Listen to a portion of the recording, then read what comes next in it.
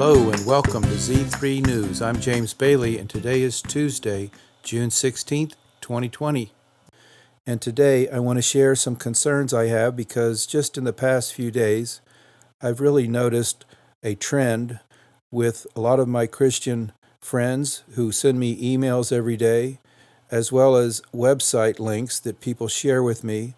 I'm seeing some disturbing things as far as sharing very violent videos. Someone sent me a video a few days ago. It's only about a minute and a half long. Usually I wouldn't take time to watch a lot of things that are sent to me, but I figured a minute I can handle that. And this one had a picture of Hillary Clinton on the front, and it had a headline that had something to do with gun control. And I thought, I'd had a dream about that, a blonde-haired woman leading a campaign to confiscate guns from the American people. So I thought a minute and a half, I'll listen. It turns out that video was nothing like what it appeared to be, because as soon as it started, Hillary Clinton went away, and it was one clip after the next of very violent fight scenes in which in every case it was African American men beating the tar out of white men. Now, I really wish I would have never watched it because it was so disturbing and it is just extremely violent. But then I began to think, first of all, why would anyone who sees this share it with anyone else? Because all it's going to do is stir up all kind of wrong thoughts, wrong feelings, wrong ideas, portraying one race against the other. And then I began to think about who took the time, who even had access to all these clips, because there was probably 5 to 10 seconds on each clip. But where would someone even find such violent clips all showing the same scenario over and over? And it just made me think that we have to be on guard, because we have an adversary who is scheming against our nation right now to divide us. And this whole issue of race is the primary vehicle that's being used against us. It's one among many others, but for the moment, it's a racial divide. And I'm convinced that the problem that we face is not even racial. It doesn't have anything to do with race. That doesn't mean that there aren't racial problems. Of course there are.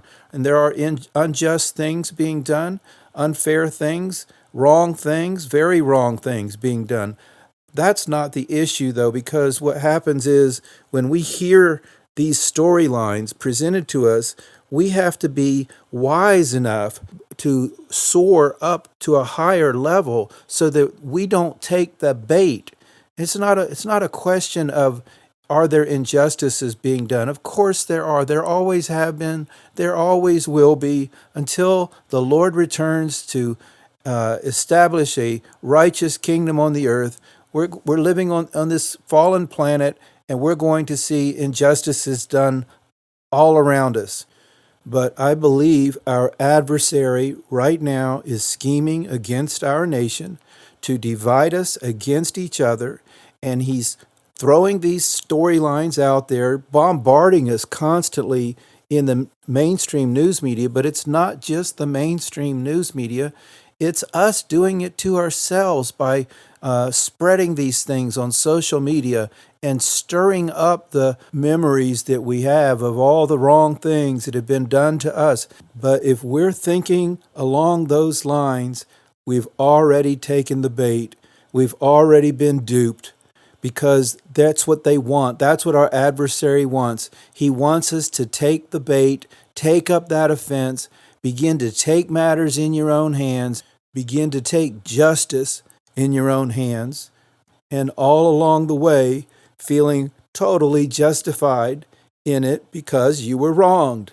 That's exactly what the enemy wants us to do. So we have to be wise to see through the scheme and say, I see what's happening here.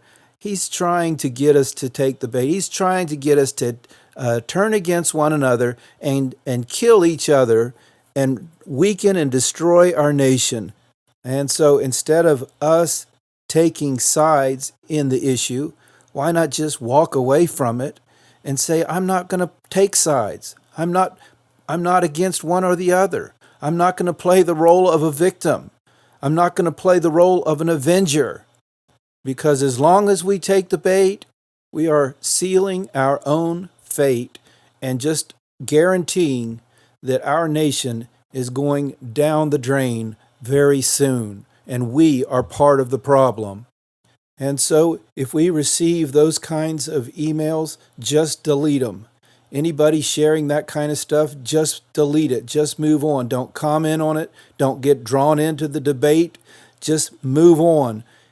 Because as soon as we take one side, someone else is going to take the other. And there we go. We get all drawn into it. Wrong answer. And there is also another scheme of the enemy that I'm seeing happening, and that is that Christians are seeking to avoid the lies of the mainstream news media, are turning to alternative news media sites. That's a step maybe in the right direction, but not necessarily, because our enemy is an infiltrator. And the Bible warns us about that, telling us that Satan will even disguise himself as an angel of light, and his servants will disguise themselves as ministers of righteousness. So we get in a situation where we think we're in a safe place, we think we're on safe ground, we think we can let our guards down, and unfortunately, we can't. We have to keep our guards up all the time, even in places we think are safe. And even in places we think we're surrounded by Christians. They're going to look like us, sound like us, talk like us, use the language that we use, all for the purpose of deceiving us. And if our enemy will infiltrate Christian circles that way, well then why should we think any differently when it comes to alternative news sites? I'm personally convinced that the enemy has set up some of these sites for the purpose of luring us in to deceive us and to stir us up, just like the mainstream news media is doing. Because the enemy already knows that some of us have caught on and that we won't listen to their lies, so they'll just spin it a different way, present it in a different format, make it look like they're one of us. And so we have to be aware of the fact that things are not always what they appear to be. And I'll give you an example of a website that I'm talking about. And this is not a site that I follow, but it is one that I get sent links to just about every day. And I'm referring to HalTurnerRadioshow.com. This website presents all sorts of news about current events and often claims to have inside information that you won't hear anywhere else. Where they get that information, I think, is a great question and is actually one of the reasons I'm suspicious of who these people are. And here's an example of a story they posted just 2 days ago regarding an incident between one man that they claim to be with Antifa and another man, and they're standing next to a bus.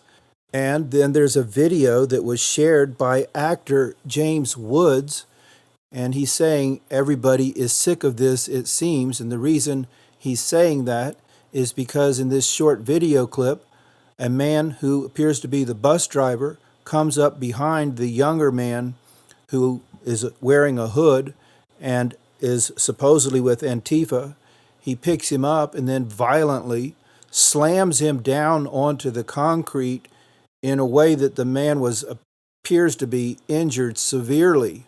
And I'm not going to share the video. I'm just going to share the comments that they make, because the article says in all caps, "This is the way to do it." And it goes on to say, well, the working men of this country have had quite enough of these douchebags and are now beginning to do exactly what is required: smash. And then a couple of paragraphs down, it says, if this takes place a couple dozen times a day in cities around this country, the troubles we are now seeing will stop almost instantly. And that is an absolute lie. The trouble will be multiplied many times over if we react the way they're telling us to react. Now, I'm not saying that we don't have the right to defend ourselves. Of course, we have that right. We even have scripture for that, because Jesus instructed his disciples, saying, he who has no sword, let him sell his garment and buy one. And that's in Luke 22, verse 36. But Jesus knew he had access to far more powerful weapons than swords.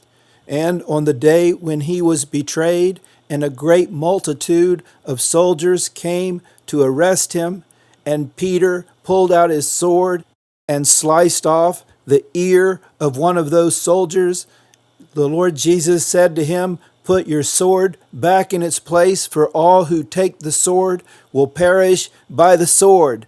And do you not think that I cannot now pray to my Father, and he'll provide me with more than 12 legions of angels?